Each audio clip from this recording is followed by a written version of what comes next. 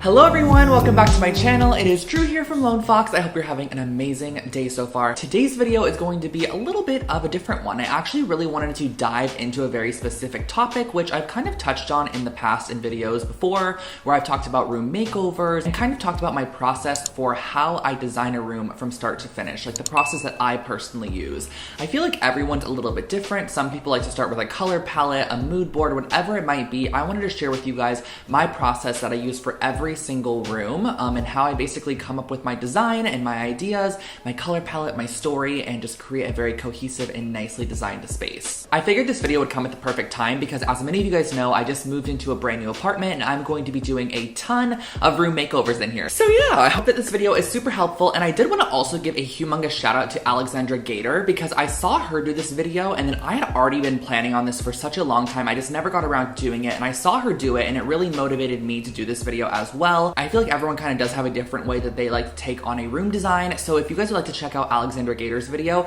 I'm gonna put it in a card up here and also link it below for you guys. Alrighty, so I guess we're jumping in to my first little step in my designing a room process. And my first step always is to just kind of look at the space you're gonna be designing and create a mood board. This is my biggest thing that I do for every single space. I'm a humongous Pinterest addict, and I know that now you can also bookmark on Instagram as well, which has become super convenient. I save honestly anything from headboards to color palettes to maybe random pictures of textures that can be converted into some form of art print or redesigned into a DIY project. I save a ton of different inspiration images on my Pinterest boards, which I can then go back to and refer to later when I am going to design a space. I personally feel like creating a new board for the bedroom or whatever room it is you're going to design in your space and just titling the name of that room and then going through Pinterest and just looking for images and pinning whatever sparks creativity. Like if you see something you like, go ahead and pin it. It doesn't have to be cohesive with anything else, but just pin all your thoughts and pin all of the things that you really do love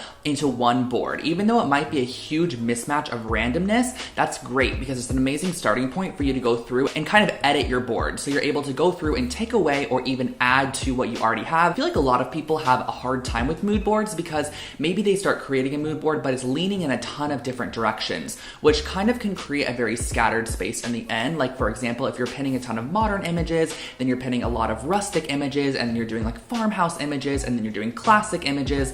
Sometimes those styles don't mesh well if you're doing multiple, so I find it's best to pin everything you like onto your one board and then go through and edit and kind of take away maybe what is a little bit too much and try to refine the idea a little bit more. I find that that just works a little bit better for me because I love seeing everything in one spot that I like and then going through and refining things I don't really like and adding to what I do like to create a more polished and then like cohesive aesthetic for the room I'm going to be designing. Step number 2 kind of just goes back to exactly what I said, and that is narrowing down and defining your board. So this comes to anything from furniture ideas, wall paint colors, wallpaper ideas, rug ideas, curtain ideas, decor ideas, whatever it might be. Even like layout ideas are great. There's just a ton of different home decor resources on Pinterest. I kind of like to find one image that I really want to use for a space. So let's just say there's one image that really inspires me. I like a lot of the pieces in there. I like a lot of the woods. I like the textures. I like the furniture, the wall color, whatever it might be.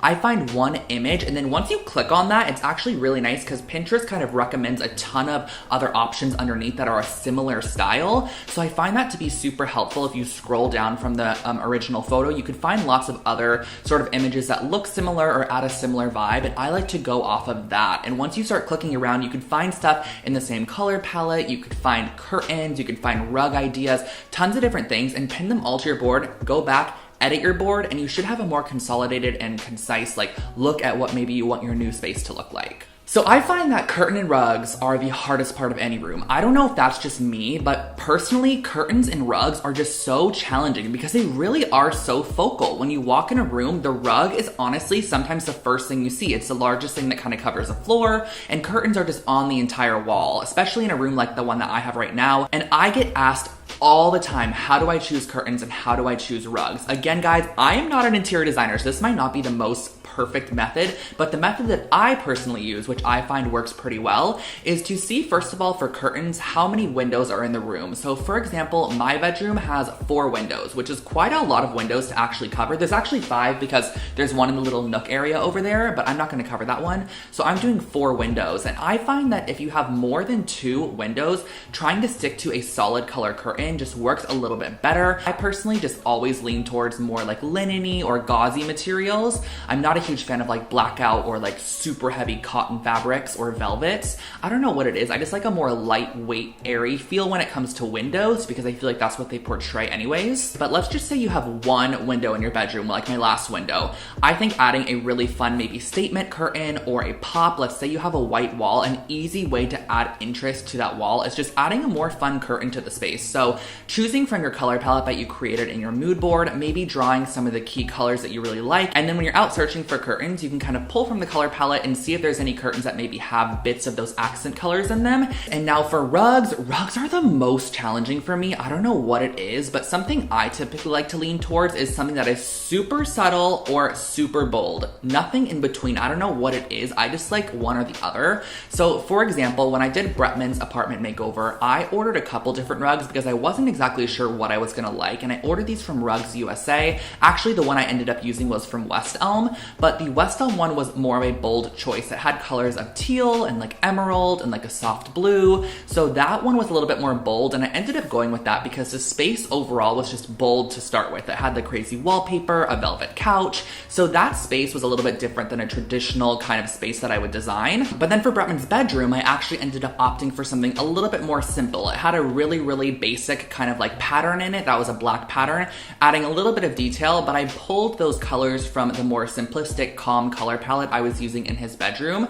So I think if you are to do some form of rug, either choose one that is super neutral that can kind of pair nicely with the color palette you have in terms of accent colors, or if you really want to go bold, choose one of those accent colors and make sure it's really implemented in the rug. At least 50% of the rug kind of incorporates that accent color in there to really make it shine, and then you can find it in other places in the room as well. Something that I learned in high school that has kind of stuck with me is rules of thirds, and this is something that I now keep in mind when I design any space, and that is to, let's just say for example, you had an accent rug that you got and you love it, and it has a lot of different colors in it, but one of the main colors in that rug is yellow. It's really prominent in the rug, let's say. Something that you can do is to place 2 other yellow accent pieces throughout the room to pull back to that rug. So maybe a art print on the wall and a vase on the shelf. I think if you're one that struggles with kind of creating a cohesive design, using the rule of thirds method is kind of like a no-brainer, easy way to do so. And this is not me saying that you are not allowed to have one pink vase over there and nothing else pink in the room. You could do that for sure,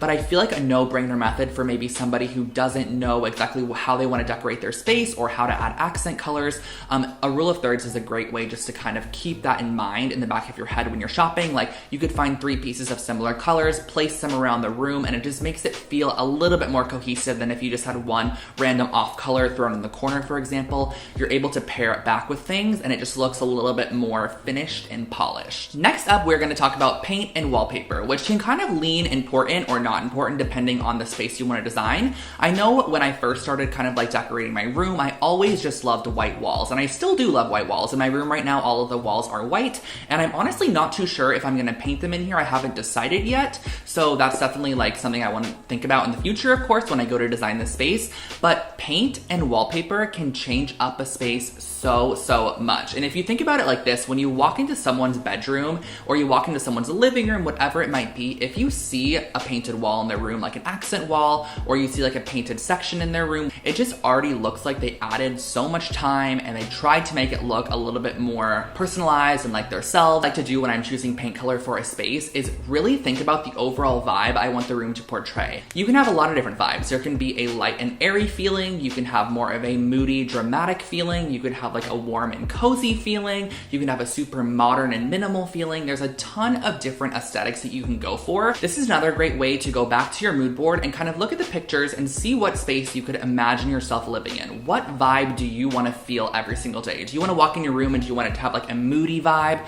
or do you want to walk in your room and have it be very fresh and light and bright? So there's a lot of different methods, and with those methods is how you should choose your paint color, because if you're wanting a super fresh and light and airy vibe, you're not going to want to choose any super dark colors, and vice versa. If you're wanting something super moody, you're not going to want to choose like, super white walls. It's not going to give you that moody vibe. So I feel like definitely pinpointing the vibe and like internal feeling you want to feel when you walk into a space is how you should choose your paint color and kind of go from there. And I feel like sometimes a lot of people struggle with this because they don't want to paint, but they want a specific vibe. But the thing that they need to do to achieve that vibe is to add a painted wall, because painted tinted walls can really just enhance what you've already done to your space so much. Peel and stick wallpaper is also a great alternative for anybody who is wanting to be 100% renter friendly, because you could stick it up on your wall and peel it off when you leave and you are good to go. And it comes in a ton of different patterns, colors, styles. It's really great to add visual interest to your space with wallpaper. I really love wallpaper. I'm even considering it for my own bedroom.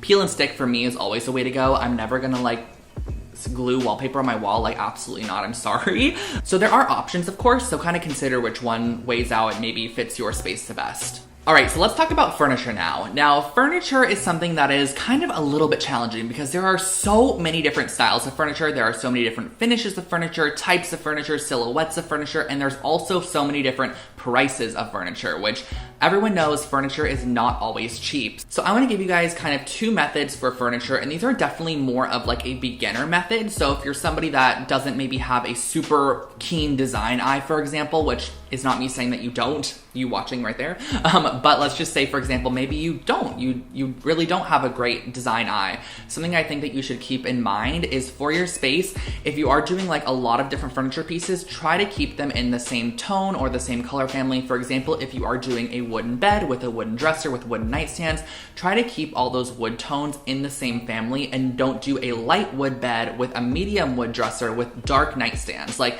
it kind of makes it look like each piece was almost like a hand-me-down or just wasn't thought about. So something that you can do to fix this method is to upcycle your pieces. And I have a ton of tutorials on my channel on upcycling furniture, from painting dressers to upcycling IKEA pieces, whatever it might be. There are a ton of different methods to either repaint furniture, refinish them, sand them, restain them. So for example, in my bedroom, in my past apartment, something that I did was I tried to keep the wood tones very similar. So the wood tone of my bed was pretty similar to the wood tone of my dresser, and then also kind of matched back to the wood tone of my second dresser, which I had to have for all my DIY supplies.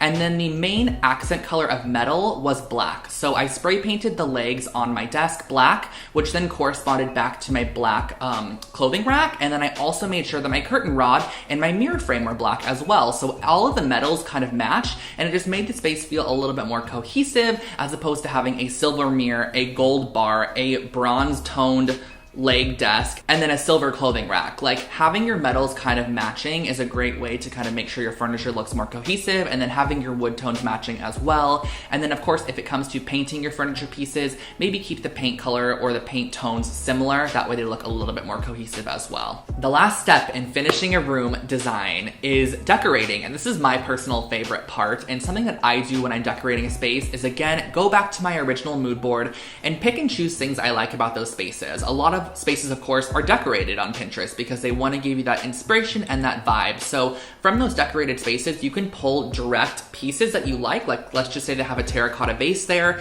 You want to get a terracotta vase for your space as well because you're following that kind of design aesthetic of your mood board. But if you do want to go in your own route, taking your mood board and kind of consolidating a color palette that you really like from that mood board and just going out and purchasing decor that has that same color palette is a great way to add interest. But when you do go out and purchase decorations, don't only consider purchasing decorations in your color palette, also consider purchasing decorations that have more of a natural element to them. I think mixing decor that has a natural vibe, such as metal decor, wood decor, marble decor, mixed with your color palette decor is a great way to kind of mesh it and make it look like a thought out and well-designed space. All right, guys, so that was kind of my video for today. I feel like I just jumbled off the most information ever, and I'm actually scared for myself when it comes to editing this video because I just want to make it as clear and concise and cohesive and like simple as possible. So I hope that this might have helped any of you guys if you have struggled with designing a room, or this maybe creates like a little bit of an instruction manual or like a to-go tips kind of a vibe to creating your next space in your home or apartment to make it just feel like something personalized and something that you truly want to live in and that you love. So yeah, I hope that you enjoyed, and if you are not already, make sure to subscribe to my channel. I post brand new videos on home decor and DIY every single week here on the channel, and you can also follow me over on Instagram at LoneFoxHome, where I post more behind the scenes type stuff over there. Anyways, guys, I hope that you have an amazing rest of your day. Stay safe, everybody, and I will catch you all in my next video. Bye, guys.